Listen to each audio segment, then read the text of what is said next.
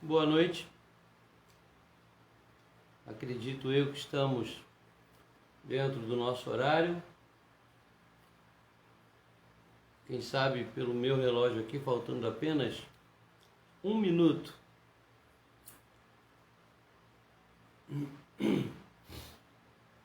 Estou vendo que a irmã Rogéria está aí. Eu liguei antes do culto, antes desta live, eu liguei para você, Rogéria. E depois que terminar aí a nossa live, eu preciso falar com Pimenta. Liguei para ele também, mas estava ocupado, tá bom? Aproveitando para dar esse recado aí. Meus irmãos, eu quero iniciar agora a nossa transmissão fazendo uma leitura no livro do profeta Jeremias. No livro do profeta Jeremias, o capítulo 7, os versos de 1 a 3.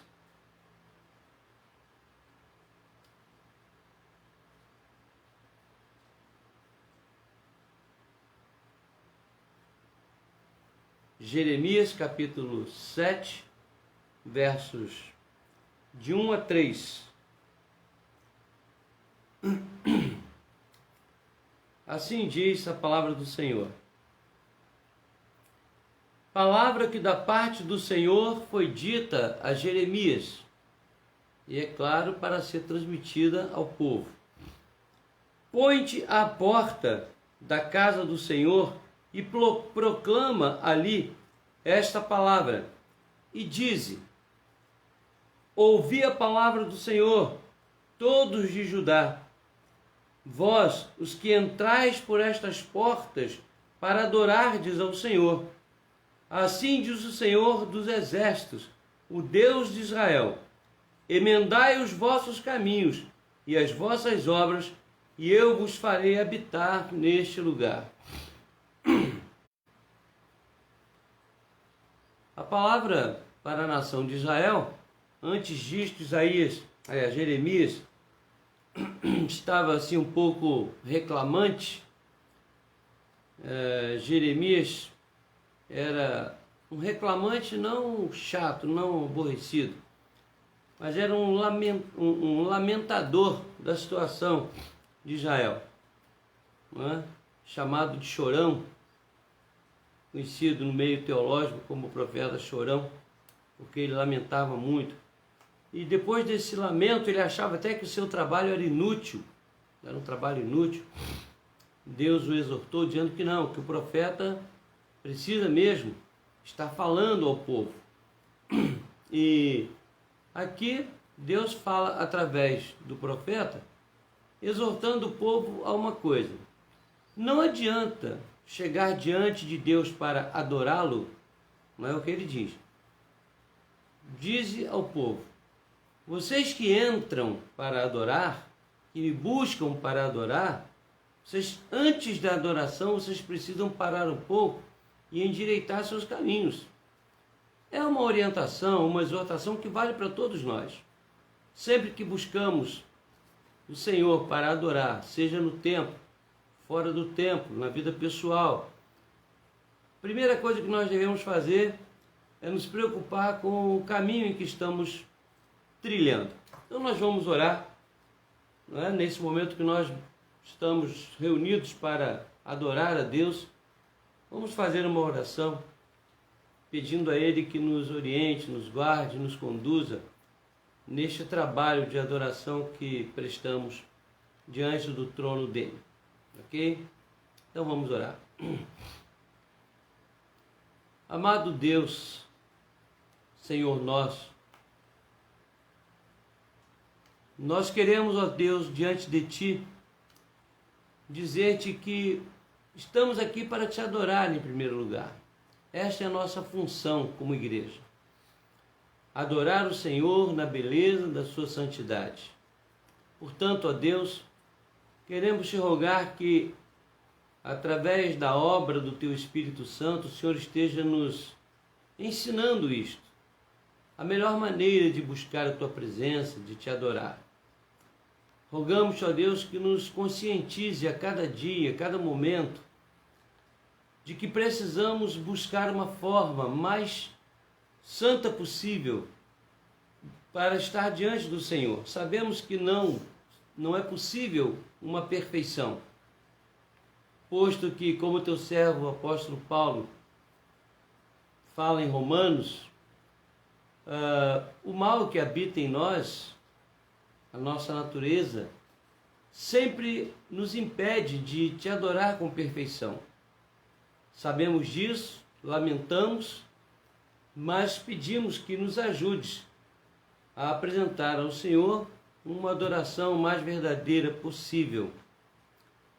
Não é possível, ó Deus, sem a ajuda do Teu Espírito Santo. Por isso te rogamos que conduzas esta nossa transmissão, a nossa palavra, o cântico, as orações, a meditação, que tudo isto o Senhor interfira de maneira que possamos usufruir do melhor que o Senhor tem para nós.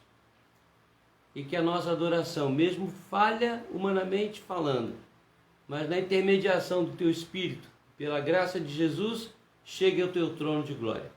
Nós te oramos desta forma, certos da Tua bênção e agradecidos por nossa salvação em Cristo Jesus. Amém. Ok, irmãos, o texto de Romanos, capítulo 15, vamos ao Novo Testamento. Romanos capítulo 15, os versos de 8 a 13. Romanos 15, versos de 8 a 13. Paulo faz uma citação do Velho Testamento, uma citação que envolve o louvor. Então, no verso 8, ele diz assim: digo, pois, vou repetir, em Romanos, capítulo 15, versos de 8 a 13. Ele diz assim: digo, pois, que Cristo foi constituído ministro da circuncisão, em prol da verdade de Deus, para confirmar as promessas feitas aos nossos pais, e para que os gentios glorifiquem a Deus por causa da sua misericórdia, como está escrito. Aí ele cita o Velho Testamento. Por isso eu te glorificarei entre os gentios, e cantarei louvores ao teu nome. E também diz: alegrai-vos, ó gentios, com o seu povo. E ainda: louvai ao Senhor, vós todos os gentios, e todos os povos o louvem. Para encerrar esta sessão, eu leio os versos 12 e 13. Também Isaías diz: haverá a raiz de Jessé, aquele que se levanta para governar os gentios. Nele os gentios esperarão, e o Deus da esperança vos encha de todo gozo e paz no vosso crer, para que sejais ricos de esperança em poder do Espírito Santo. Louvai ao Senhor, vós todos os gentios, e todos os povos o louvem. É a exortação que nós recebemos do Senhor através do apóstolo Paulo. Exortação a que louvemos ao Senhor, exaltando-o pela obra vicária de Cristo na vida dos seus eleitos, dos seus filhos. Hino de número 62, hino de número 62, é um hino que está relacionado com a mensagem que o Espírito Santo colocou em nosso coração hoje. Vamos cantar, irmãos?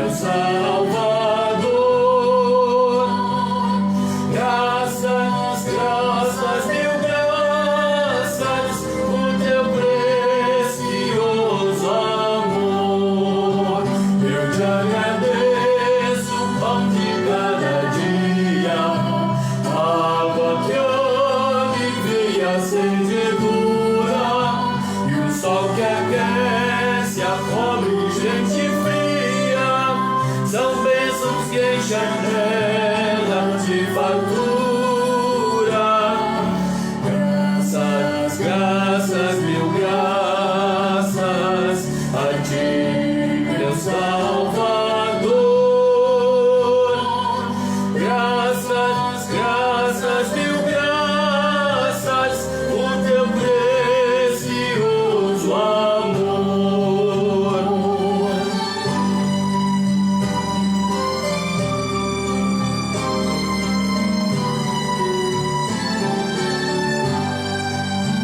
Eu te agradeço, ó Pai, aos meus amigos e os inimigos também te agradeço. Sou grato por vitórias em perigos e outras bênçãos que eu não mereço. Graças, graças, mil graças a ti, meu Salvador. Graças, graças, mil graças por teu precioso amor.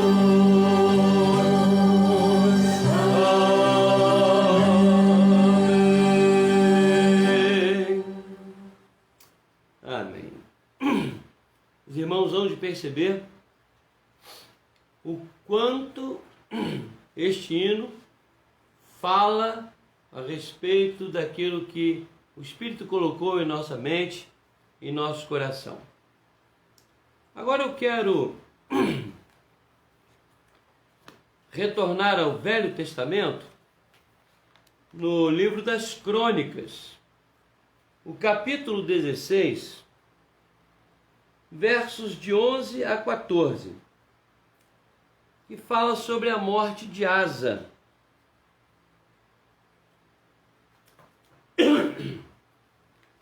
Então vou dar um tempinho para você achar aí.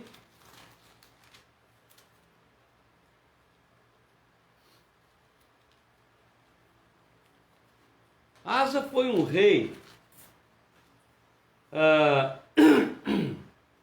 que logo no início do capítulo 14 diz que ele fez o que era bom e reto perante o Senhor seu Deus.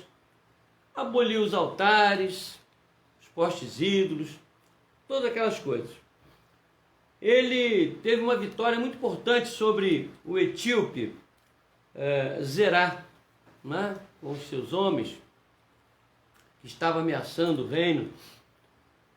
No capítulo 15 nós vemos uma lista das reformas religiosas de Asa. Então Asa foi um bom rei. Diz o texto, verso 2 de 14, que ele fez o que era bom e reto perante o Senhor seu Deus. Ordenou a Judá que buscasse ao Senhor e que observassem as leis e os mandamentos de Deus. No capítulo 16, Asa fez uma aliança com o rei da Síria e ainda assim ele foi repreendido por Anani e disse para ele: você confiou no rei da Síria e não confiou no Senhor teu Deus. O exército do rei da Síria escapou das tuas mãos. Ele ficou com receio, né, que a Síria dominasse, mas havia promessa de Deus de que ele venceria a Síria. E aí ele parece que nos últimos dias dele, ele não é que tenha voltado a errar, mas ele começou a falhar numa coisa muito importante na vida do cristão, dos filhos de Deus, que é confiança irrestrita. Confiança irrestrita nas promessas de Deus. E aí ele começou a raciocinar de forma estratégica, de forma humana, e teve essa falha na sua vida. Mas eu acho que essa ainda não foi a pior falha dele. A pior falha que eu entendo foi na enfermidade que gerou a sua morte. A sua enfermidade nos pés. No capítulo 16, versos de 11 a 14, nos mostra isso.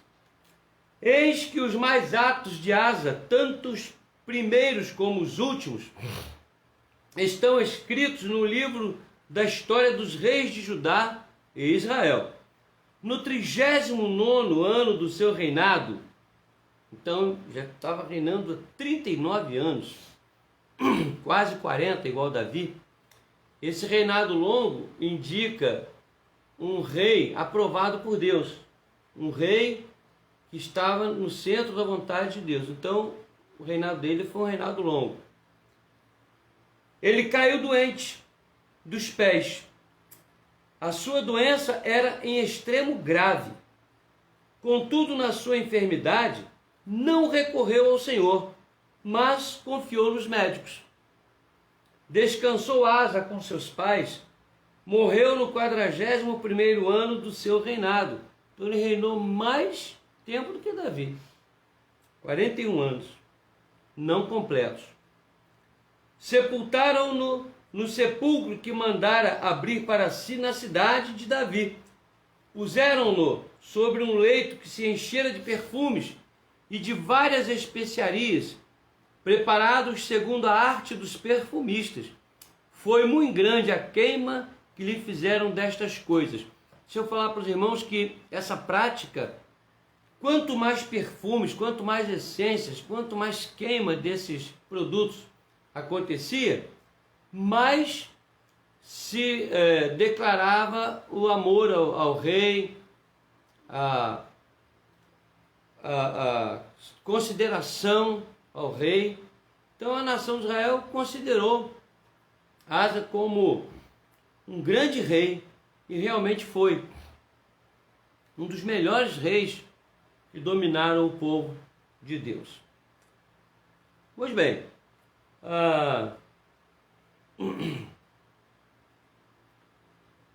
no verso de número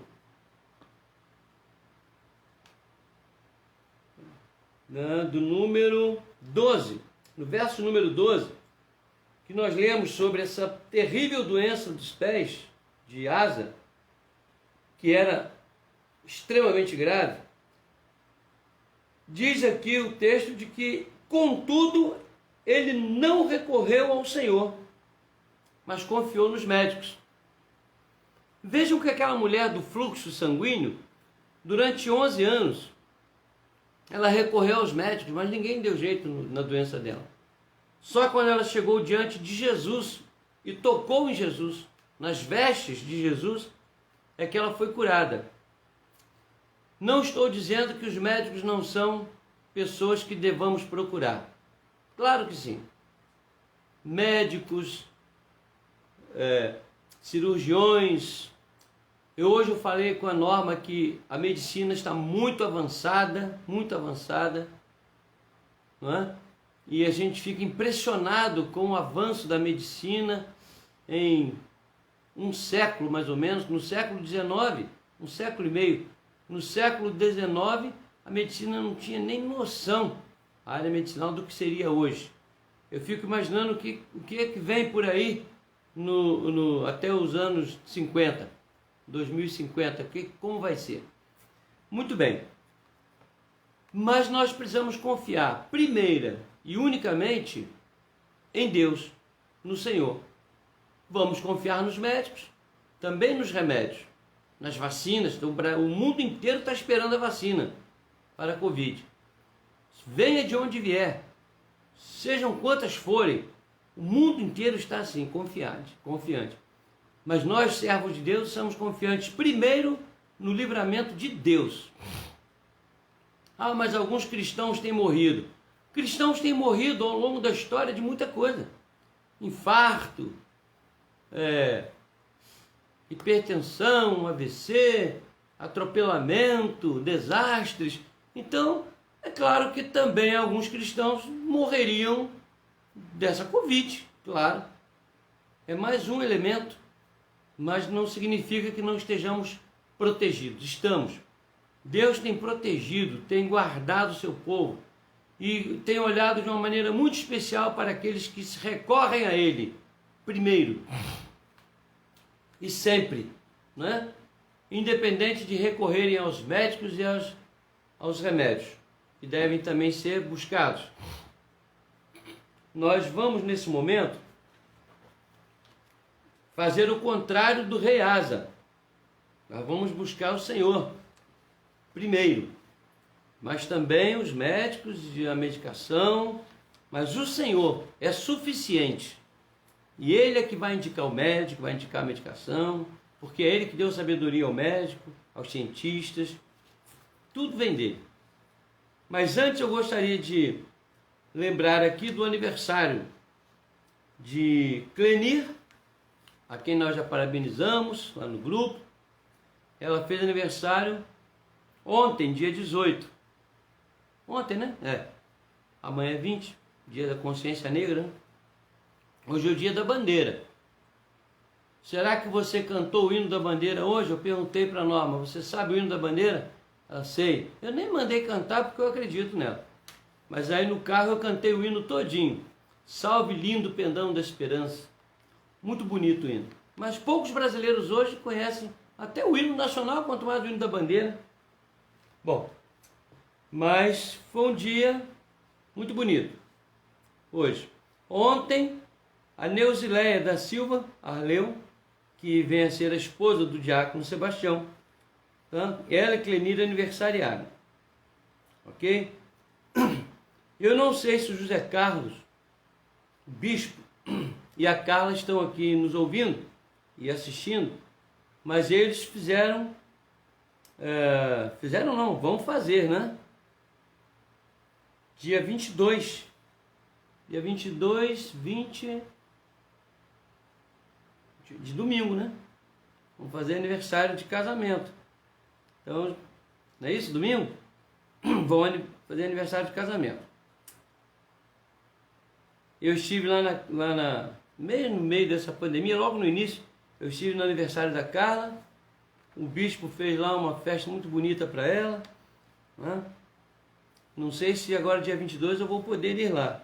Mas, de qualquer maneira, fica aqui o nosso abraço. O nosso carinho a esse casal tão simpático, esse casal abençoado da nossa igreja. Agora, irmãos, eu tenho aqui alguns pedidos de oração. Eu primeiro quero... nós temos orado constantemente por algumas pessoas. Né? Temos repetido constantemente algumas situações. Eu quero enfatizar aqui hoje o seguinte: o pastor Dorival, aquele meu amigo que está com câncer, além do Cairo, além do Cleander, que também estão com câncer, o Dorival passou para mim, no nosso grupo, os resultados dos últimos exames. Então, ele disse: olha, Rona, eu estou com um câncer invasivo no pâncreas, no fígado, na coluna vertebral, atingiu a coluna, nas costelas esquerda e direita e também na perna. Ele está fazendo o tratamento, mas ele está assim muito confiante em Deus, não demonstrou fragilidade em nenhum momento, mas vamos orar por esses três homens, Dorival, Cairo e Cleander, esses três pastores, amigos nossos, formaram comigo.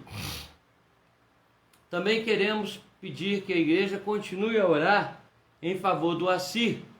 Eu vi uma postagem dele de que estaria para sair do CTI e ir para a enfermaria. Espero que isso já tenha acontecido.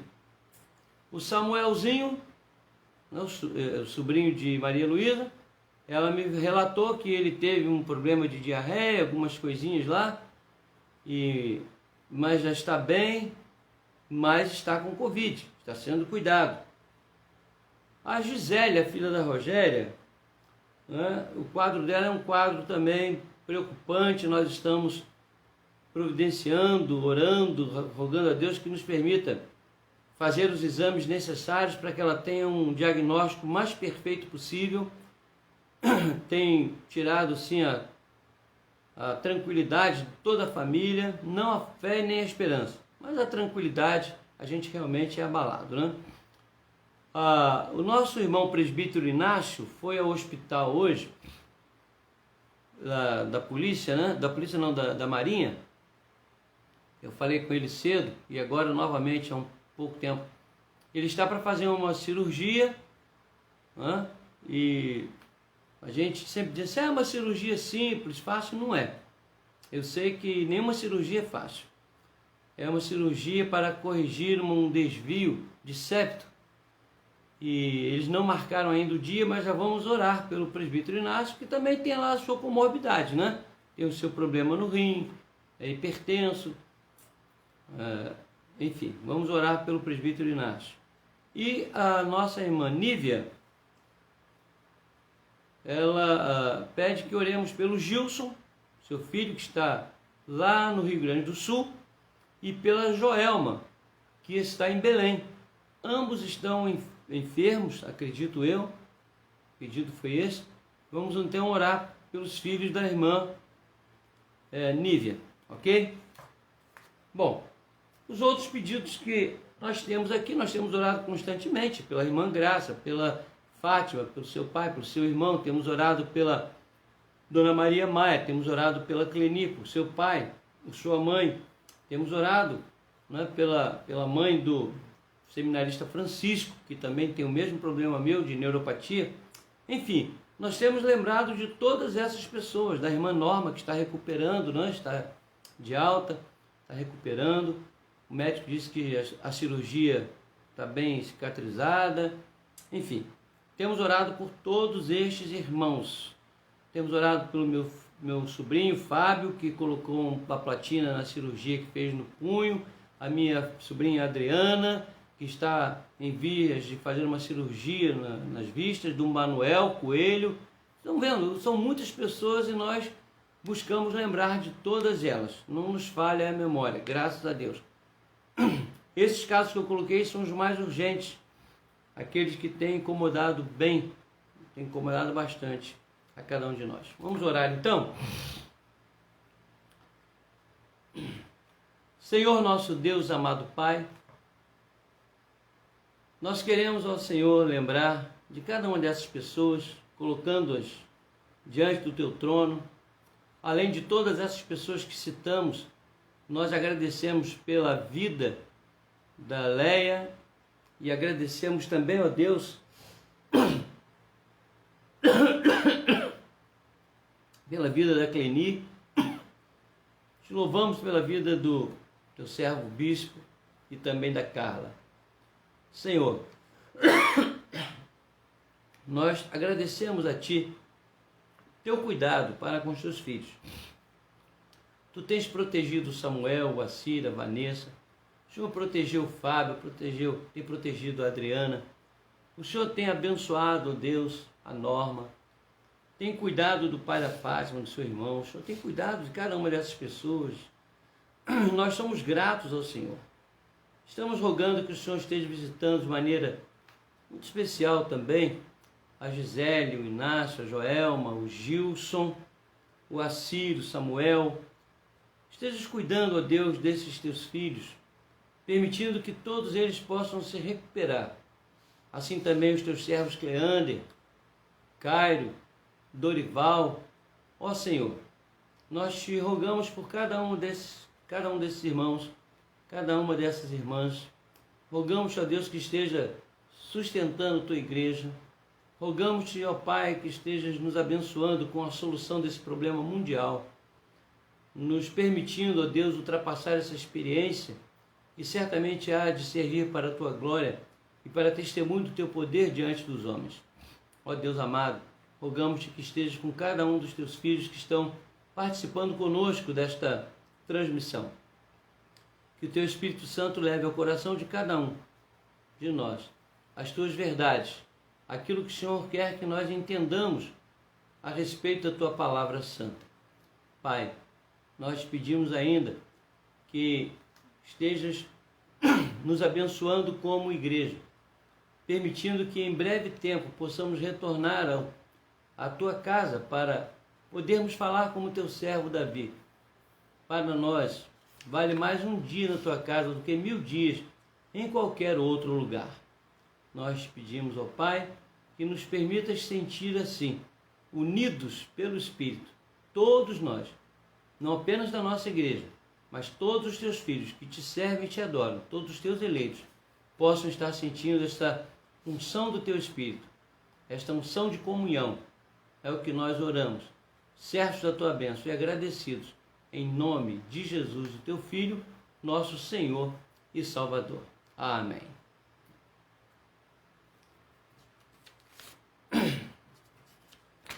Meus queridos e amados irmãos, eu creio que nós temos aprendido um pouco com respeito à oração do Pai Nosso, oração dominical, oração do Senhor. Cada um chama de um jeito, mas a oração que Jesus nos ensinou, e é chamada na nossa Bíblia de oração dominical. Essa oração está registrada no capítulo 6 de Mateus, que nós estamos analisando. Ela está em outro lugar, mas aqui os versos de 9 a 13, ok? Versos de 9 a 13. Se você avançar até o verso de número 15, você vai perceber que Jesus introduz ali um assunto que se destaca dos outros assuntos, que é a questão do perdão. É a última, aliás, a penúltima orientação, e Jesus volta a ela para fazer uma relação entre o perdão que possa haver e existir, e deva haver e existir entre nós e Ele para conosco. Então, essa relação de perdão. Mas nós temos analisado frase por frase, temos analisado palavras isoladas, né? E hoje nós chegamos à expressão: o pão nosso de cada dia dá-nos hoje. Queria então analisar essa frase com os irmãos. Espero poder fazer isso em todo o contexto, né? O pão nosso de cada dia dá-nos hoje, porque nós lemos o verso 10, semana anterior, que diz assim: venha o teu reino. Foi uma semana, falamos sobre isso. E depois, aliás, na semana passada, faça-se a tua vontade, assim na terra como nos céus. Foram frases em separado. E hoje, esta frase: o pão nosso de cada dia dá-nos hoje.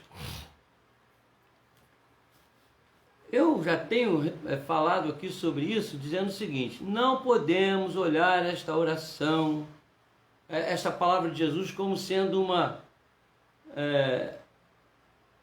determinação para que se repita o que ele disse.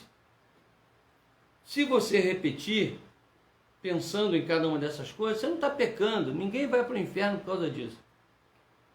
Mas no fundo, Jesus não queria que nós usássemos isto como uma reza, uma alcantilena, aquela repetição automática também. Eu já falei para vocês aqui de como a gente fazia quando era criança, né? E como muitas crianças, muitos adultos também faz isso. Perdão, irmãos. Uma vez eu estava num congresso e dormi com um pastor, quer dizer, no mesmo quarto de um outro pastor, né? É muito comum isso, a gente dorme às vezes 2, 3, como eu já dormi no quarto com o Inácio, com o Pimenta, Boanésio. Aí eu estava nesse congresso e tinha lá um colega nosso, caiu para dormir lá no meu apartamento.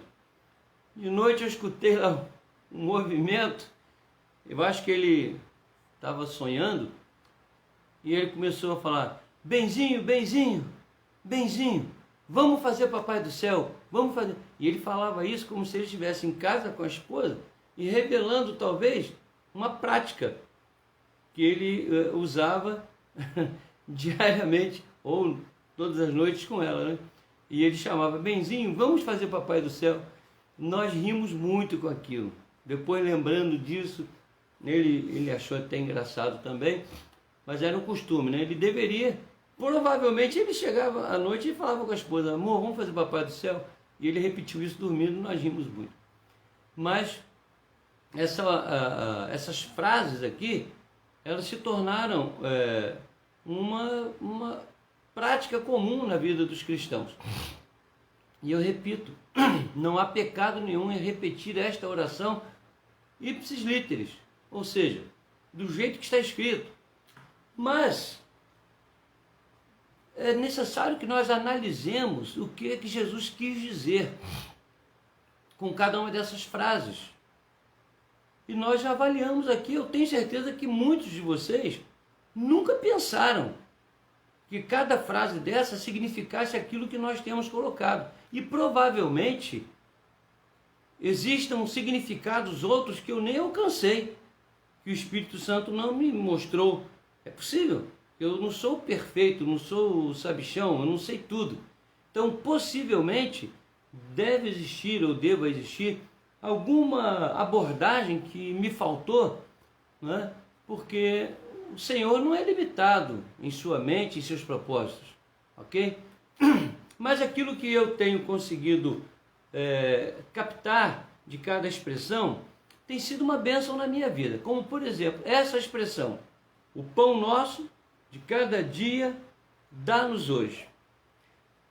Em primeiro lugar, eu queria dizer que, observando os autores, lendo comentaristas, eu percebi que existem 4 ideias sobre esta matéria de o pão ser dado hoje.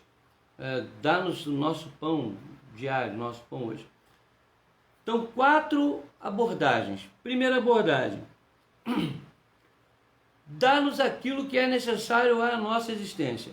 Segunda: dá-nos aquilo que precisamos hoje. Amanhã não interessa. Amanhã a Deus pertence, eu quero saber de hoje. Meu negócio é hoje. Me dá o pão de hoje, eu estou satisfeito. Comi hoje, tá bom. Isso, alguns comentaristas se referem ao maná e às ordens que Deus deu ao povo do Egito, ao povo de Israel no deserto. Não estou dizendo que seja certo ou errado, só estou dizendo no que eles se baseiam. A terceira linha de raciocínio de alguns é de que nessa oração Jesus está ensinando a que nós peçamos o necessário para o dia seguinte. Bom, hoje eu já estou aqui, já recebi, já tenho, agora eu quero para o dia seguinte. E outra linha aponta para o futuro, ou seja, não apenas hoje, não apenas amanhã, mas por todos os dias. E todos os dias o Senhor esteja me concedendo o pão. Bom, antes de considerarmos aquilo que eu entendo, né, não só alguns autores, mas particularmente quando eu fiz essa abordagem, não fiz baseado em nenhum autor, nenhum comentarista. É essa abordagem que eu vou fazer a partir de agora.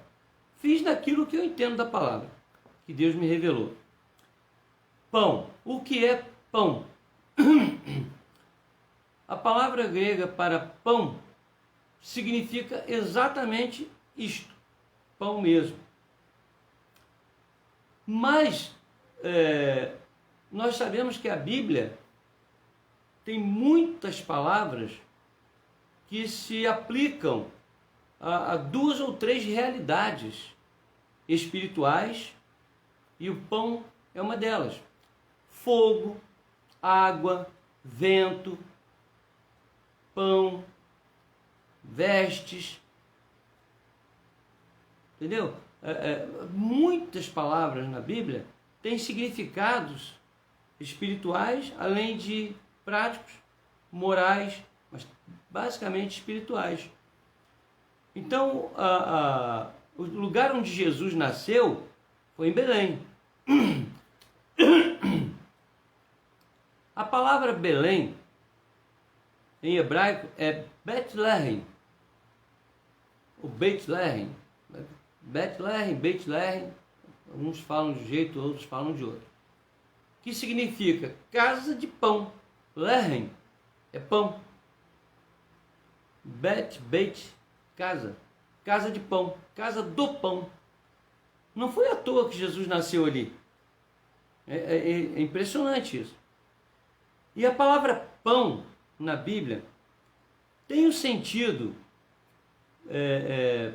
fundamental de algo espiritual, um sustento espiritual. Não foi à toa que Jesus escolheu o pão para simbolizar o seu corpo na hora da ceia, ou na celebração do Pentecoste, que hoje nós conhecemos como a ceia do Senhor. Não foi à toa que ele escolheu o pão para isso. Tem todo um significado. Não é à toa que Jesus, quando fala da ceifa, fala do trigo e do joio. Não é à toa. Existe todo um contexto espiritual nisso. E diz que nós somos o trigo e os ímpios são o joio. Em termos espirituais,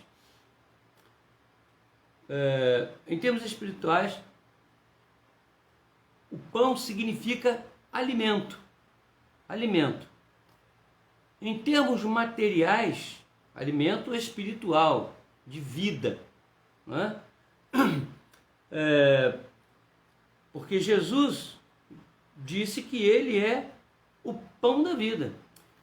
Em Eclesiastes, capítulo 11, deixa eu achar aqui. Eclesiastes, capítulo 11, verso 1. Deixa eu ver se eu não errei aqui essa... Ah, tá. Já eu vou ler esse texto aqui para vocês. Eu quero relacionar com uma coisa. Então, pão tem significado não apenas espiritual, mas também, não apenas material, mas também espiritual. Então vamos lá. O que significa o pão? Alimento. Alimento. A nossa vida prática. Mas não é apenas alimento, comida. O pão significa também na Bíblia vestuário. Vestuário. Recursos. Capacidades. Saúde. Eu queria perguntar a você, como é que você vai trabalhar para ganhar o pão de cada dia se você não tiver saúde? Condições todas para se obter o pão. E todas as necessidades físicas. Então deixa eu explicar. Você acha que Jesus ia ensinar os seus filhos a comer o pão, a ter o pão necessário para as suas necessidades, apenas fazendo uma oração? Senhor, dá-nos o pão nosso de cada dia. Pronto. Acabou, estou tranquilo. O pão vai chegar. Nós não somos o profeta que Deus mandou os corvos alimentarem com carne, né, e com água, lá na beira do ribeiro de Quiriate. Nós não somos Jesus, a quem depois de ser tentado os anjos vieram e serviram com todo o necessário. Não é isso. Nós não dependemos do pão físico milagroso, como no caso da multiplicação dos pães. 2 vezes aconteceu isso. O pão foi multiplicado. Então, fiquem tranquilos, me sigam que vocês vão ter pão à vontade. Eu vou fazer aqui vou dar uma ordem e vou multiplicar o cesto de pão e todo mundo vai comer, fica todo mundo tranquilo. Pode ficar, não precisa trabalhar, não precisa correr atrás, não precisa fazer nada. Vamos lembrar que lá no Jardim do Éden, Adão e Eva tinham tudo. E comiam, se fartavam. Depois do pecado, o Senhor disse para eles: do suor do seu rosto comerás o teu pão. Então, nós seres humanos não somos incentivados por essa oração a fazer uma petição, cruzar os braços e deixar que tudo aconteça. Não, tudo vai acontecer. alguns interpretam errado aquele texto que diz assim, acho que é Salmo 15, se não me falha a memória. Não, eu esqueci o número do Salmo, mas eu conheço o texto. Assim, inútil vos será levantar de madrugada e comer o pão que pesadamente granjeastes, penosamente granjeastes. Aos seus ele dá enquanto dorme. Olha, isso parece ser um incentivo à preguiça, à malandragem, um incentivo à falta de empenho na vida. Não, a Bíblia não está ensinando isso. E nem esse versículo está ensinando isso também. Esse pão nosso é uma expressão abrangente. Por pão, nós temos que entender tudo o que Deus nos dá, inclusive a saúde, inteligência, os talentos, tudo, para que nós, ajudados por Ele, estejamos recebendo todos os dias, diariamente, o nosso pão. Não esquecendo que o Senhor nos dá de maneira que nós nem percebemos. Uma bênção, as bênçãos de Deus sobre nós são extraordinárias. Coisas que acontecem conosco que nós nem imaginamos que aquilo é uma bênção, é um pão, um sustento de Deus. Eu já me referi aqui à compra da nossa casa, já me referi a tantas coisas na nossa vida que a princípio nós não entendemos, mas era Deus providenciando o pão. E o pão não é só comida, não é? Carne, arroz, feijão, o alimento só não. É também a condição de vida, o vestuário, a saúde, as condições físicas, emocionais, intelectuais, morais, espirituais que Deus nos dá, permite que vivamos, para que esse pão seja diariamente concedido a nós, alcançado por nós. E muita gente quer relacionar essa oração com o maná do deserto. Diz assim, não, o povo não precisava se preocupar, porque todo dia Deus fazia o maná cair. E eles comiam o pão. Mas não era só maná, tinha água também. E a água? Será que eles não trabalhavam também entre eles? Será que eles não cuidavam do gado? Será que eles não cuidavam de suas famílias? Será que eles não cuidavam da proteção, das armas, de tanta coisa necessária, dos veículos, dos animais, dos filhos, da família, de acordo com as ordenanças de Deus? Claro, Deus nunca incentivou ninguém a cruzar os braços e fazer essa oração, dá-nos o pão nosso cada dia. Pronto, tenho certeza que eu vou ter pão. E vai cruzar os braços, vai ficar esperando o pão até morrer. E o pão não vai, o maná não vai cair mais daquele jeito. Mas não vai mesmo. E o maná que foi colocado lá na arca, desapareceu, sumiu e ninguém nunca mais soube dele. Então, olha, diz lá em Neemias que o povo de Israel caminhou pelo deserto por 40 anos. Suas sandálias não se gastaram, seus vestidos não se rasgaram. Foi o maná, foi o pão. Sustentação. Já imaginou os fabricantes de calçados hoje, se isso se tornasse uma realidade na vida do povo de Deus? Iam morrer de fome, porque o nosso sapato não ia gastar, sandália não ia gastar, as grifes aí todas iam falir, porque os vestidos, as roupas não iam se rasgar, iam ficar firmes. Então, vestidos, sandálias que não rasgaram, não se gastaram. Em Isaías, agora que eu vou ler aqui Isaías, capítulo 3, vou ler aqui Isaías capítulo 3, observem a leitura que eu vou fazer aqui. Não vou ler todo o capítulo não, vou ler só uma parte. Porque eis que o Senhor dos exércitos tira de Jerusalém e de Judá o sustento e o apoio, todo sustento de pão e todo sustento de água. Porque Judá estava andando por caminhos errados. E o que aconteceu? era sustentado, tinha pão, tinha água, tinha sustento, tinha vestuário, tinha tudo. Deus lhes permitia alcançar tudo isso, com seu esforço, com a sua prática de vida. Só que quando eles começaram a andar errado diante de Deus, olha só. Então, Senhor, dá-me o pão nosso de cada dia, mas anda errado. Dá-me o pão nosso de cada dia, mas não busca o Senhor. Dá-me o pão nosso de cada dia, mas não é fiel a Deus, à igreja. Deus não vai dar esse pão de jeito nenhum. Vou tirar de vocês o pão e a água. Vou tirar de vocês o valente, o guerreiro, o juiz, o profeta, o adivinho, o ancião, o capitão de 50, o respeitável, o conselheiro, o hábil entre os artífices e o encantador perito. Dar-lhes-ei meninos por príncipes, e crianças governarão sobre eles. E assim vai, prometendo retirar do povo de Judá, da nação de Judá, todo o pão.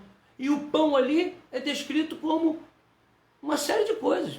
Pão, água, vestuário, líderes, todas as condições que eles haviam conseguido para viver de maneira nobre. Deus ia tirar tudo, ia tirar o pão. Então o pão aqui é num sentido genérico mesmo, abrangente, certo? Não podemos esquecer que lá no deserto eles não receberam só o maná, receberam também carne, receberam água, receberam proteção, coluna de nuvem durante o dia, coluna de fogo durante a noite. Vários povos foram dominados e vencidos em várias lutas pelo povo de Israel.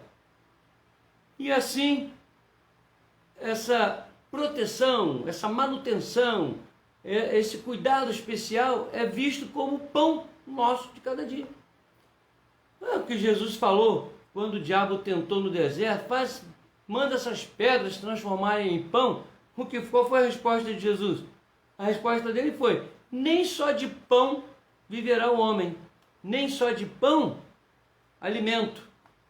Porque Jesus estava com fome, 40 dias de jejum, não só de pão, mas de toda a palavra que sai da boca do Senhor. Então, meus irmãos, essa oração, essa palavra aqui de Mateus capítulo 6, versos de 9 a 13, quando nós chegamos aqui no verso de número 11, o pão nosso de cada dia dá-nos hoje, não é um incentivo à malandragem, à soberba, não é nada disso. Não é um incentivo a que eu e você nos sintamos tão especiais que não precisamos fazer nada, porque Deus vai nos dar tudo. Vai nos dar a casa, vai nos dar o carro, vai nos dar o emprego, vai nos dar o alimento, vai dar a roupa, vai dar o dinheiro no banco, vai dar tudo. Se bem que tudo isso é pão. Tudo isso é pão. E também não podemos esquecer que de tudo isso, a melhor interpretação de pão que nós temos é a própria pessoa de Jesus, que diz o quê? Eu sou o pão da vida. Eu sou o pão da vida. Jeremias capítulo 6, verso 35. Deixa eu ver aqui. Jeremias capítulo 6, verso de número 6, que eu não estou... não, desculpa, Jeremias não, João, desculpa, João, eu estou achando estranho aqui, João 6, 35. João, capítulo 6, verso 35. Olha o que diz aqui. Declarou-lhes... Não, vamos voltar um pouquinho assim. Replicou-lhes Jesus, em verdade, verso 32. Em verdade vos digo, não foi Moisés quem vos deu o pão do céu. Olha bem. O verdadeiro pão do céu é meu Pai, quem vos dá. Porque o pão de Deus é o que desce do céu e dá vida ao mundo. Então lhe disseram: Senhor, dá-nos sempre desse pão. Jesus então declarou-lhes: Eu sou o pão da vida. O que vem a mim jamais terá fome, e o que crê em mim jamais terá sede. Então, a principal interpretação do texto aqui que nós lemos, do verso 11, é Jesus referindo-se à sua própria pessoa. Eu fiz um preâmbulo aqui, fiz uma avaliação do pão no sentido material e também espiritual, mas não tinha ainda falado para os irmãos aquilo que é o mais importante que Jesus está dizendo aos apóstolos. Vocês têm que orar assim: o pão nosso de cada dia dá-nos hoje, ou seja, a companhia do Espírito Santo. O que foi que Jesus disse quando ele subiu aos céus? Eu estou subindo. Varões galileus, por que estáis me olhando assim? Esse Jesus a quem viste, o anjo falou, a quem viste subir, da mesma forma descerá. Mas antes Jesus assim: eu vou para o meu Pai, mas eis que vos enviarei o Espírito Santo, o outro Consolador, não é? O Paráclito, e eis que estarei convosco todos os dias, até a consumação dos séculos. Eu, o pão da vida, estarei convosco todos os dias, orientando, ajudando, abençoando, livrando, sustentando, tudo isso. É esse pão que nós estamos pedindo, que devemos pedir no versículo de número 11. O pão nosso de cada dia dá-nos hoje. A presença de Cristo, o pão que veio do céu, o pão que desceu do céu, que o Senhor nos deu, o que o Senhor nos dá, que ele nos seja ministrado todos os dias, na comunhão, na unção, em tudo isto. Mas, em se tratando de pão, no sentido de sustentação constante, diária, eu ainda quero acrescentar para você o seguinte: essa oração, esse pedido, é um convite à fé. Eu já li vários textos, já li várias notícias de homens ricos que perdem sua fortuna incalculável, mas teriam condições de viver naturalmente como nós, os mais simples, mas eles dão fim à sua vida, cometem suicídio, porque eles acreditam que o seu pão diário seria um fruto apenas da sua própria capacidade. Bom, perdi tudo, não tenho mais capacidade, não vou ter mais o pão, então eu vou tirar a minha vida. Falta de fé. Homens, inclusive até líderes espirituais, eu tenho visto isso, têm feito acordo com o inimigo, têm feito acordos com os homens de sustento, que Deus não se agrada. Quando ele disse para os 70, vocês vão sair para evangelizar, mas vocês vão sem alforje, sem nada, sem dinheiro, sem nada. Mas eu vou sustentar vocês. Quando eu deixei meu emprego no Estado, eu deixei fundamentado nessa certeza. Eu saí com uma mão na frente e outra atrás. Não sabia nem se ia ser aprovado no seminário, no presbitério, mas eu não estava nem aí. Deus conhecia meu coração, conhece meu coração, eu me lancei nisso. Então já vão lá quase 40 anos dessa minha atitude, porque eu confiei que Deus nunca me deixaria faltar o pão. Visitando uma pessoa ontem, eu citei esse texto. Fui novo, hoje sou velho, Davi falando. Nunca vi um justo mendigar o pão, nunca vi um justo desamparado, e nem a sua descendência mendigar o pão. Então esse é um convite à fé. Eu tenho certeza que o pão nosso de cada dia, o Senhor nos dará constantemente. É um convite à fé. Mas é um convite também a uma fé que gera submissão. Submissão. Senhor, se o Senhor quiser dar o pão, o Senhor vai dar. Se o Senhor não quiser, o Senhor não vai dar. O que vem da tua mão, eu aceito. É uma submissão ao poder de Deus, aos cuidados de Deus, ao amor de Deus, ao sustento amoroso de Deus. Quando eu fui para a Bahia,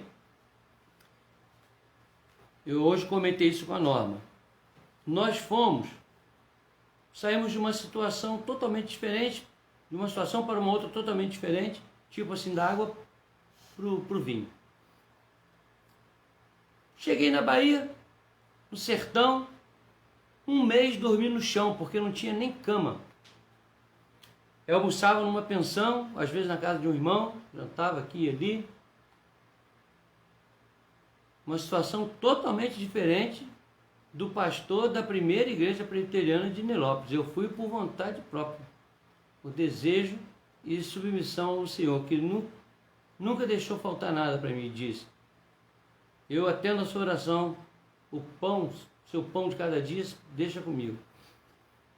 Dentro de pouco tempo, eu comecei a trabalhar em 3 colégios, fui convidado e fiz um acordo com o colégio municipal e o estado, e eu fui vice-diretor do colégio estadual, professor do colégio municipal e professor de um colégio particular mais famoso da região, o Pitágoras. E eu era funcionário da prefeitura. E só não fui prefeito da cidade porque eu tive que vir embora para a gente poder cuidar da Norma, que tinha sofrido um acidente no aeroporto. Senão eu seria o prefeito da cidade.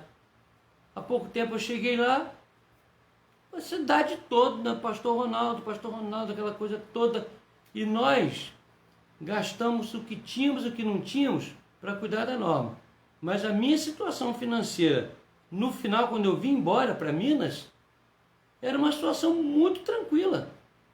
Eu só não estava perfeitamente tranquilo porque a gente gastava muito dinheiro para o tratamento. Mas nunca faltou nada. Nunca faltou nada. Então muita gente me chamou de louco e tudo. Eu e minha esposa nunca tivemos essa dúvida. Caminhamos para lá. Aí na nossa conversa, se foi hoje ou ontem, era o seguinte: se amanhã o Senhor chamar, vai para Angola, eu vou. Eu só tenho que ter certeza que Ele está mandando. Eu não duvido do sustento de Deus. A situação com a Covid está assim, está assado. Eu não duvido do sustento de Deus. Você vai para a China, não duvido do sustento de Deus. Você ficou sem isso, sem aquilo, mas eu não estou sem Deus, que é o meu pão. Esse nunca vai me faltar. Essa consciência, essa certeza tem que estar no coração nosso quando nós falamos isso. O pão nosso de cada dia nos dá hoje. O sustento espiritual, sustento moral, sustento espiritual, sustento material, um sustento de fé, sustento de esperança, daqueles que confiam no poder de Deus, nos cuidados de Deus, no amor de Deus, no sustento amoroso de Deus. Então, quando falarmos essa frase, não falemos apenas de forma mecânica: Senhor, o pão nosso de cada dia nos dá hoje, amanhã a gente não sabe. O texto sagrado de Eclesiastes diz assim, Eclesiastes 11, verso 1, lança teu pão sobre as águas, depois de muitos dias o acharás. Isso não é um incentivo à falta de controle da vida, não é um incentivo à malandragem, né? Não é um incentivo a pessoa viver o dia, eu vou viver hoje, só hoje, amanhã não sei o que vai ser, hoje o negócio é hoje. Isso chama-se hedonismo, esse imediatismo maligno. Nós temos que, não podemos interpretar o livro de Eclesiastes, né? Não podemos interpretar o livro de Eclesiastes quando o Salomão diz, o pregador, né? Diz, todo dia a mesma coisa, não tem novidade, todo dia nasce, todo dia morre, todo dia isso, aquilo, o vento vai e volta, e é tudo a mesma coisa. Não podemos interpretar aquilo como uma atitude fatalista, determinista.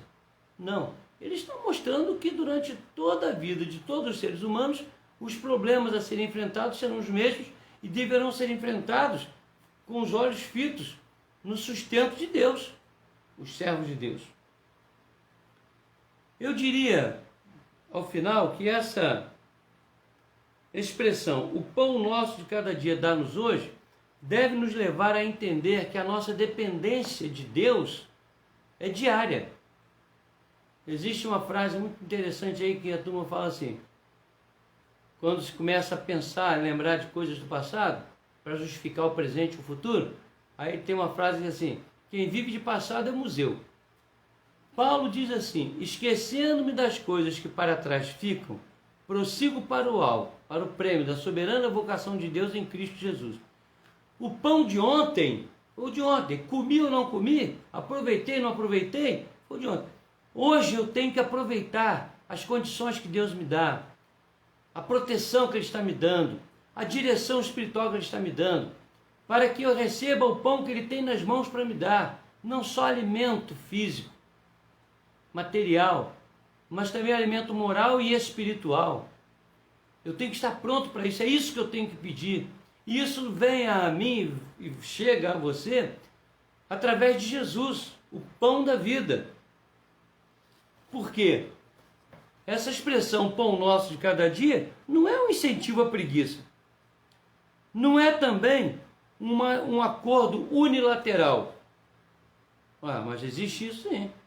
A palavra aliança em hebraico, a palavra berit, significa isso, acordo unilateral. Deus faz sua promessa, faz um acordo com Ele mesmo e cumpre o que Ele determinou. Ele não senta com o homem e fala assim, o que você acha? Vamos fazer assim ou assim? Não. E no caso do pão nosso também, esse não é um acordo unilateral. Deus nunca disse, e Jesus nunca ensinou aqui, o seguinte, vivam do jeito que vocês quiserem, porque o pão de vocês nunca vai lhes faltar. Façam essa oração que vocês nunca vão ter falta de pão. Jesus não falou isso não. Na verdade, também isso aqui não é uma atitude e uma prática imediatista. Não, vou me preocupar com o dia de hoje, não. É uma concorrência. O pão nosso de cada dia é ministrado a nós através de uma participação nossa para receber esse pão e nos alimentar também desse pão. Encerro essa palavra dizendo o seguinte, Jesus é o pão da vida, e nem só de pão viverá o homem. E essa expressão é um convite à fé e um convite à submissão nossa ao fato de que o nosso pão, como disse Deus para Adão, há de depender muito de nosso esforço físico, moral, espiritual, religioso. Esse pão está na mão de Deus. Fundamentalmente, este pão é a pessoa de Jesus e a sua obra sobre os seus eleitos. Mas mesmo sobre esses, o Senhor também não incentiva a malandragem. Não incentiva a uma postura malandra, tranquila, numa certeza maldosa de que não, o Senhor vai cuidar de mim, eu nem me preocupo. Preocupe sim, meu irmão. Trabalhe. Lembre de 1 Coríntios capítulo 15, 58. Sede firmes e constantes, sempre abundantes na obra do Senhor, sabendo que no Senhor o vosso trabalho não é vão. Vamos lembrar de Paulo. Vamos lembrar dos profetas, do povo de Israel, que porque não viveram diante de Deus, nenhum daqueles que saiu do Egito entrou em Canaã. Porque receberam o pão de Deus, mas não valorizaram o Deus do pão. E aí o que aconteceu é que todos eles perderam a bênção. O que é que você prefere? Valorizar só o pão e esquecer de valorizar o Deus do pão? Primeiro valorizemos o Deus do pão. E o pão que Ele há de nos conceder diariamente será um pão abençoado. Tanto fisicamente como moralmente e espiritualmente e eclesiasticamente também. O pão nosso, de cada dia, talvez a gente deva mudar essa expressão em nossa mente e dizer assim, o pão nosso de cada dia, eu tenho certeza que o Senhor sempre me dará, porque esse pão é o Senhor Jesus, e com Ele todas as coisas me serão acrescentadas, como diz o texto, buscai primeiro o reino de Deus e a sua justiça, e todas as demais coisas vos serão acrescentadas. E todas as demais coisas são o pão. que você precisa, que eu preciso. E Deus assim nos abençoe. Deixa só eu concluir com um caso que aconteceu comigo numa cidade, numa igreja que eu fui pastor. Um rapaz precisava muito de emprego para sustentar a família. E eu dava uma cesta básica. Eu mesmo que dava uma cesta básica para esse moço, para essa família, porque a mãe dele era muito doente. E a igreja também ajudava lá, mas eu dava sempre, toda semana, todo mês dava uma cesta para eles. Aí ele virou-se para mim um dia e falou assim: pastor, eu queria muito um trabalho e a nossa zeladora tinha ficado doente. E eu falei assim: eu tenho um trabalho para você, 2,5 salários para você ser nosso zelador, para trabalhar metade do dia, de segunda, nos dias lá e tal, de folga, você só precisa trabalhar metade do dia. Eu vou fazer um programa para você trabalhar só metade do dia. Um dia você faz uma coisa, outro dia faz outra, outro dia faz outra. Você vai limpar a igreja toda direitinho, no horário certo, e vou te pagar 2,5 salários. A igreja era uma igreja que tinha muitas condições, uma igreja grande, a igreja central da cidade. E ele ficou feliz da vida. Aí foi trabalhar. Trabalhou um tempo. Aí, com um ano, mais ou menos, ele virou-se para mim e disse assim: eu quero conversar com o senhor. Pois não. Eu quero dizer para o senhor que eu quero, o senhor me mande embora. Eu falei: por quê? Arranjou outro emprego? Eu disse: não. É porque eu arranjei uma namorada, e essa namorada me perguntou qual era a minha função, o que eu fazia. Aí eu disse para ela que eu era zelador. E ela fez uma cara muito feia e disse: zelador? Ah, eu não quero namorar zelador, não. E eu fiquei muito envergonhado, muito constrangido, e eu não quero mais ser zelador, não. Quero demissão. Por isso, olha só, você está fazendo uma besteira, você sustenta a sua casa com sua mãe e tal. Em lugar nenhum você vai arranjar um emprego desse para ganhar do que você ganha aqui. Isso materialmente falando. Agora, religiosamente falando, filosoficamente falando, isso é uma bobagem muito grande. Essa moça não tem que gostar da sua profissão, tem que gostar de você. Eu dei minhas orientações, falei: se tem outra, se você quiser ir embora, peça a demissão. Eu não vou te dar um centavo para sustentar sua malandragem. Agora já não estou mais nem falando com o membro da minha igreja, não. Estou falando com o meu funcionário. Não fique triste: ah, mas eu vou embora. E pediu demissão e foi embora. Dei os direitos dele, normais, ele recebeu lá. Passados uns 3 meses, eu estava na igreja, de uma reunião de oração. A igreja tinha um grupo bom de oração. Eu falei: alguém quer fazer um pedido? Ele virou-se e disse assim: eu quero fazer um pedido, pastor. Eu falei: pois não, meu irmão, pode fazer o seu pedido. Eu queria pedir que o senhor orasse para Deus me arranjar um emprego. Eu falei assim: tá bom, você tem outro pedido? Não, senhor, então você pode sentar, porque esse eu não vou atender, não. Gente, a igreja foi um burburinho só. Eu falei: meu filho, eu não vou orar e não vou pedir a igreja para orar por esse pedido seu, não.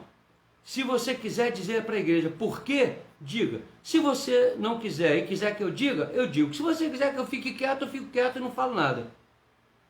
Mais alguma coisa? Levantou, começou a chorar e disse assim: não, pastor, o senhor tem toda a razão e eu vou dizer por que o senhor está falando isso. Eu falei: então fale. Eu achei que aquilo era uma maneira de ele se restaurar. E ele foi e falou, contou tudo. Eu tinha uma bênção muito grande aqui, não faltava nada e e eu fiz uma besteira e tal. E 2 semanas depois a moça me trocou por outro. Eu falei: cá comigo, bem feito, bobão. Aí eu fiquei sério, tranquilo. Não quis o mal dele, não, nunca quis mal de ninguém. Mas fiz como o pai do filho pródigo: deixa ele lá comer a bolota do porco, depois ele volta. Muito bem. E aí eu falei para ele assim: e você está pronto para pedir perdão a Deus? Estou. Então peça: Deus me perdoe porque eu fiz isso e tal. Eu falei: muito bem, irmão, você agiu como um cristão. E agora, em nome de Jesus, eu vou orar para Deus te abençoar e dar um emprego e mudar a sua vida. Eu vou encurtar a história, ele hoje é médico. Não tinha onde cair morto. Porque dentro de poucos dias ele recebeu uma bênção da Bolívia. Uma coisa extraordinária. Outra hora eu conto essa história, vou deixar vocês curiosos. Hoje ele é médico. Trabalha no Brasil, tem a mãe já falecida. Mas será que se eu fosse conivente com aquela malandragem dele, ele seria o que ele é hoje? Eu acho que não. Ele precisou levar uma sacudida. Tipo assim: Eu uso e abuso daquilo que Deus me dá, da maneira que eu quero, de maneira irresponsável, eu tenho, jogo fora, agora eu peço de novo e Deus vai dar. Você não é assim. Você tem que fazer a sua parte. Aquele moço mudou a vida. Hoje é uma pessoa respeitada, hoje. E aí está, uma pequena história que prova o que eu estou falando. Não estou denegrindo o moço, ele foi inocente, ele foi incauto, mas ele teve um servo de Deus que não é perfeito, mas que raciocinou e de maneira santa o orientou. Estou orientando os irmãos. Não sei qual a situação de todos, mas quando fizerem esse pedido a Deus, façam dispostos a concorrerem com Ele quanto a isso. Façam de maneira que Ele não diga para você: eu não vou ajudar malandro, não vou ajudar quem não quer trabalhar, não vou dar pão nenhum, porque você não se esforça na igreja, não se esforça no trabalho, não se esforça em casa, na família, na sociedade. Então, por favor, agora em primeiro lugar, vamos pedir que Deus nos dê a própria pessoa de Jesus, vivendo em nós, pelo Espírito Santo, o nosso pão por excelência. Amém, queridos? Deus nos abençoe. Na próxima semana, vamos falar sobre o perdão. E eu posso garantir para vocês, que se ninguém quiser ficar aí meio constrangido, é melhor nem participar da live não, porque eu vou descer, eu vou descer o leio. Porque tem muita gente na igreja, irmãos, muita gente na igreja, tá? Que não sabe nada de perdão, não entende o que é perdão, mas que é o perdão de Deus. Bom, não vou fazer aqui uma, como é que se fala? Esqueci agora o nome quando a gente fala do filme, né? Esqueci aqui, um spoiler. Não vou dar spoiler para vocês não, tá? Se vocês quiserem, vocês quinta-feira voltem aí, que vocês vão usufruir da bênção de Deus para as suas vidas. Queridos, eu quero agradecer aqui ao irmão Elivelton, está conosco de novo, viu? Elivelton, Deus o abençoe. O meu amado, meu querido primão Edmilson, Deus abençoe. Eu fico muito feliz em poder contar com a sua presença conosco, né? E o Gabriel, eu quero destacar esses irmãos aqui, porque o Gabriel está lá em, acho que é Alto Jequitibá. O Gabriel está em Alto Jequitibá, fazendo faculdade lá, né? E eu fico muito feliz, viu, Gabriel, de você estar participando conosco. Helena, estou com saudade, viu? Deus te abençoe muito. Torcendo para a gente voltar às nossas atividades do Lar Samaritano, tá certo? Dê um abraço nos presbíteros aí por mim. Diga que eu não esqueci não, daquilo que nós conversamos lá com o presbítero, lá o decano. Tá certinho. Aguardando essa oportunidade para fazer uma visita à igreja lá. Tá bom? Gabriel, um grande abraço. Espero que você esteja aproveitando bem as aulas aí na faculdade. Dê um abraço na mamãe, na Sheila. Tá bom? Nós estamos mandando. A Júlia Araújo, é a Julinha, né? É a Julinha? Não, porque a Simone disse para mim que tem outra Júlia, que também participa. Eu agora só não sei se é a Julinha ou se é a outra Júlia. Depois eu descubro com a Simone. Mas seja você a Julinha ou a Júlia maior, adulta, Deus abençoe. Muito obrigado a todos vocês. Vamos fazer uma oração rogando a Deus que nos dê uma noite de descanso, uma noite abençoada, uma noite em que nós possamos restaurar não apenas o nosso físico, mas também nosso espírito, né? E Deus nos dê paz e proteção, tá certo? A Júlia Araújo, Juliana, tá aqui, eu achei que Juliana. Helena, amém, pastor, Deus o abençoe sempre. Tá bom, Helena, muito obrigado, viu? E Deus te abençoe. A Helena é lá de São João de Meriti, tá bom? Eu espero que você esteja com saudade também das nossas reuniões lá. Eu creio que está. E assim que pudermos, vamos voltar às nossas reuniões no Lar Samaritano e à nossa prática. Ah, mas eu acho que a Julinha é filha da Simone mesmo, né? Ou a Júlia, adulta. Ah, é a Júlia adulta, a filha da Simone. Tá bom? Não é a Maria Júlia, não. É a Júlia mesmo. Vamos orar então, queridos. Senhor nosso Deus, amado Pai, queremos te agradecer por esses momentos tão especiais em nossas vidas e pedir a Deus que nos dês uma noite tranquila, restauradora, onde, na certeza do cuidado do Teu Espírito, nós possamos renovar as nossas forças. Permita-nos, ó Deus, acordar amanhã, renovados por Ti, para continuarmos realizando a Tua obra. Em primeiro lugar, o Senhor, e depois as outras coisas. Em primeiro lugar, o Teu reino, e depois as outras coisas. Em primeiro lugar, a Tua justiça, e depois as outras coisas. Em primeiro lugar, o pão nosso, que é o Senhor Jesus, e depois o resto todo, que certamente virá por graça, misericórdia e amor do Senhor. Ó Pai, nós te rogamos estas bênçãos, agradecendo por cada um dos teus filhos que estão participando conosco. Abençoa-os, ó Deus, e pedimos que, mais uma vez, abençoes aqueles por quem nós oramos, que estão enfermos. E agora, Senhor, despede-nos com a tua bênção, nós te rogamos. E que a graça de nosso Senhor e Salvador Jesus Cristo, e o amor de Deus, o nosso único e eterno Pai, e as consolações benditas do Espírito Santo, sejam sobre todos vós, irmãos, e sobre todo o povo de Deus permaneça, desde agora e para todo sempre. Amém. Amém. E tenham todos uma boa noite, Deus assim nos abençoe. Fiquem na paz. Amém.